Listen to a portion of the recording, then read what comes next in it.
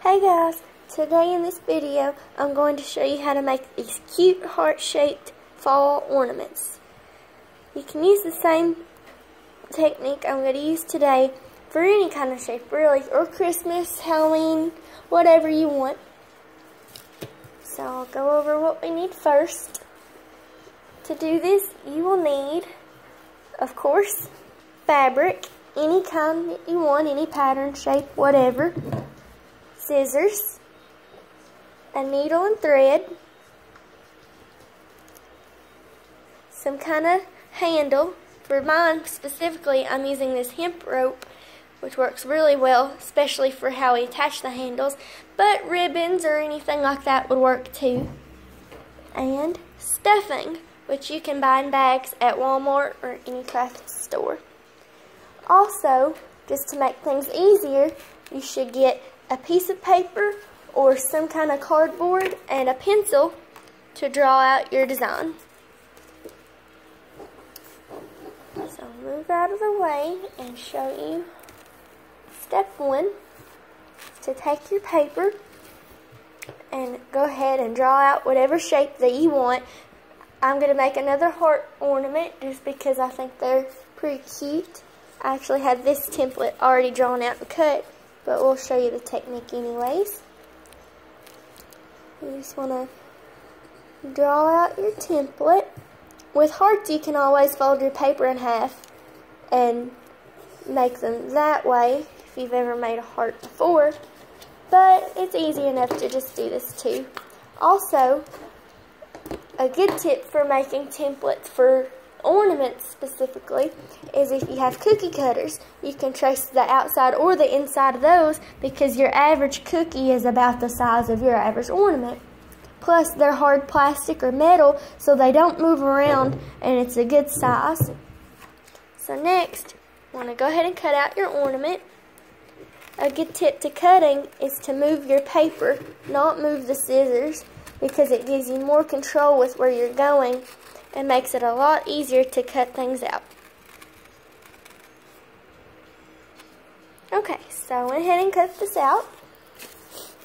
Move all your trash out of the way. You have your template. So next, you want to take your fabric, move this over here. I suggest folding it in half at least once because you will need two of each shape to make one ornament. If you want to make more, I've found with this fabric, it's kind of thin, so I can fold it in half twice to cut out 4 shapes and easily cut through it without getting stuck or tearing any places into it. So you want to put your shape on here and go ahead and cut around, making sure you have at least 2. So I've already got some cut out, but give you a minute to do that while I sort things out here. Okay, so now you have your 2 shapes. Okay, so for this specific ornament, you want to make sure you've got one front facing, one back facing. Line the 2 shapes up together as good as you can. For this kind of ornament, if you can see on this one's already made, I think it's cute to show the stitching, so that's the technique that I'll be doing today. But you can also make these where you don't see all of the stitching, you just see a small section. Now that does make things kind of iffy because how to do that, instead of how you have the shape like this, you actually put the outside, the back of the pattern facing towards the outside like this. Then you would sew all the way around except for about this much, tie it off, and use this little hole to not only turn the fabric inside out like you would a pillowcase, but then you would have it facing like this, fill it with stuffing, and then sew that little section which you would still be able to see. So since you already would have to see part of it anyways, and it gives it a cute older looking design, I personally just leave it and show all the stitches. So So now that we have this ready, we want to go ahead and prep our handle.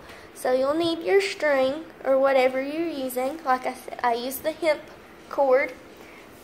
And you want to cut out, oh, sorry about that. You want to cut out a string long enough that you can fold in half and still have a good sized handle.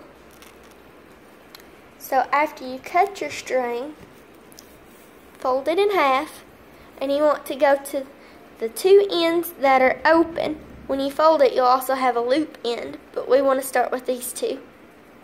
Tie a knot as close to the end as you can, but leave a little room just so it doesn't undo the knot. It doesn't have to be big, just to hold it together, if you can see that. Then go on the other end where the loop is. I always do the two edges first, because that way it keeps the string folded in half nicely. So you cut your string and tie the knots on both ends like this, so that we have our handle ready. So now you're going to take your string and your needle. I always like to start on the inside, and we're going to sew from here to about right here. And go ahead and start here.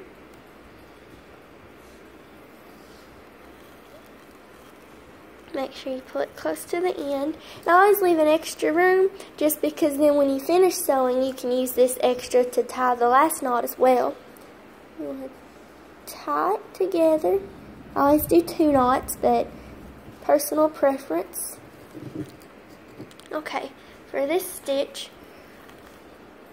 we're just going to go, make sure they're lined up even on both sides. Go through one side. And if you see the back side, you go back through to the front. This is really easy. Even if you don't sew a lot, this is probably one of the more simpler stitches, and it goes quick too. You just got to be careful. See how when I hold it, it's already coming uneven? You want to make sure you keep that even, or you're going to have a very lopsided ornament when you get done.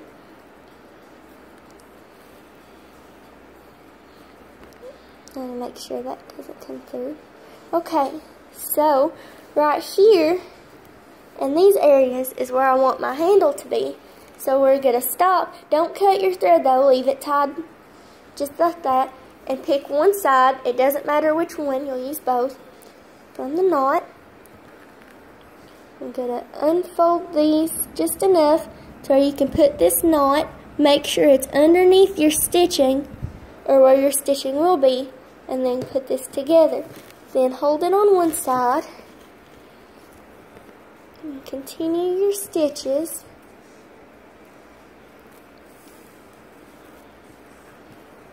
On both sides of it to hold it into place. And since it is the handle, you might want to go back. See, I'm going to do mine 3 times just to make sure that it doesn't move around. And the knot that we tied will keep it into place. Oh. Okay. So now that we've got our first side of the handle in, we're going to go ahead and thread all the way to this other top corner, right up here, using the same pattern all the way around. Okay, so I went ahead and sewed up to about half. Now that I'm getting closer to my stopping point, I just wanted to go over a little warning so that you know if this happens. If you do happen to pull too far and your heart or other shape starts to wrinkle up, very loosely pull it back out. You don't want to pull it too much all at once and rip your threading. But see, if it does do that, it can go all the way back up to the very beginning. So you want to make sure you keep it, don't sew loose because you don't want your things to come undone, but make sure you don't pull too tight either. Just enough to where there's no slack in your line, but it's not pulling it too tight either. Which is a very easy something to do, especially when sewing something little like this. It's easy to go on and not notice it.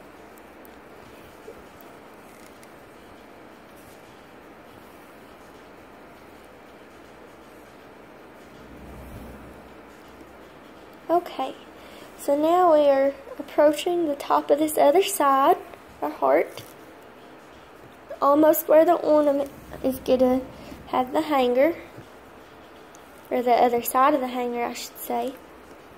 But this side, we're going to do a little bit different, because before we put the handle in, we need to make sure that we put all the stuffing in.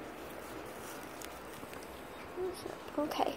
So you're going to leave your needle and thread just how they are, don't cut it yet, but you want to take your stuffing, and I just had that stick through it so that the fan doesn't blow it away, and ball it up into little pieces just so it will go through better. Open this up and put in your stuffing. It'll take quite a lot. Stuffing does wrinkle up to be very small. So you want to make sure you push it all the way over, and don't be afraid to use quite a lot for such a little shape. Just make sure you do a little at a time. And scoot it over. This stuffing I got at Walmart actually came with that stick to use it to push the stuffing on in, but I don't really like it. I mean, it might just be because this is a littler shape, but it seems like it's more trouble than help. And don't be afraid if your stitch kind of comes loose, if you can see it stretching right here, because since it's not cut, it's not going to come all the way undone. Just be very careful. And if you're worried you're putting too much or not enough, you can pull it together and see where you're going to sew. So if I sew now, this part's still going to be flat, so I know to put more. And you just, until it's the shape that you want it to be. Some people might like theirs a little fuller than others. I like to have enough to see the whole heart shape. So I think I've got enough.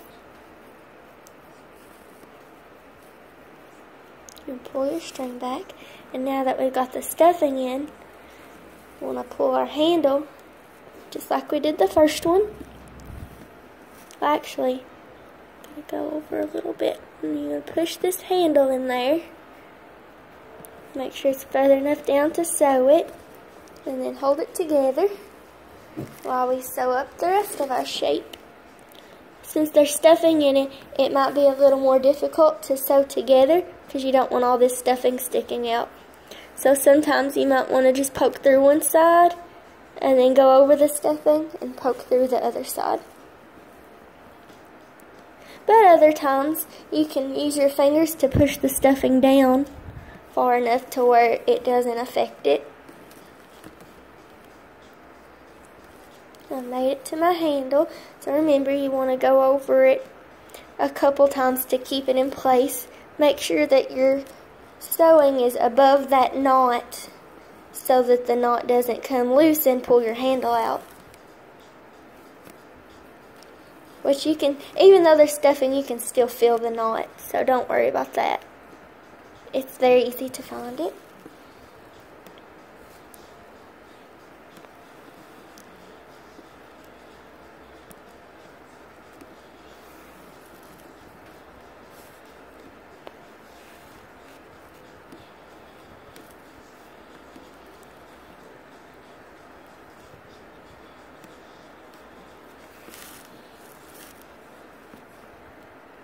Now I'm almost done. I'm just going to go over this inside kind of V section just a little bit to make sure that you can see this pointing down, that it doesn't blur together as one circle or anything like that.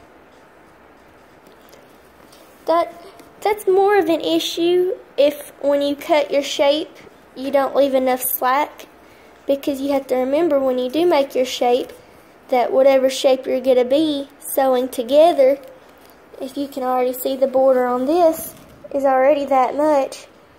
So if you lose that much of the shape, you kind of have it going together way up here, and it just looks silly. Or not necessarily silly, but it's not the shape that you wanted it to be. Now I'm just going to use the same spot that I used to tie the first knot when we started, to tie this part together with the rest of our thread that we have.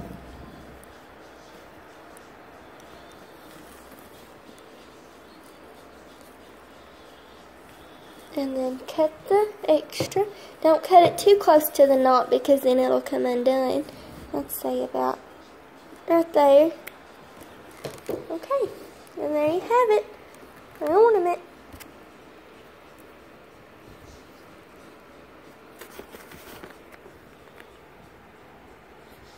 Ta-da! Hope this works out for you guys. If you have any questions, feel free to contact me. I will do my best to help. Thank you for watching. Bye.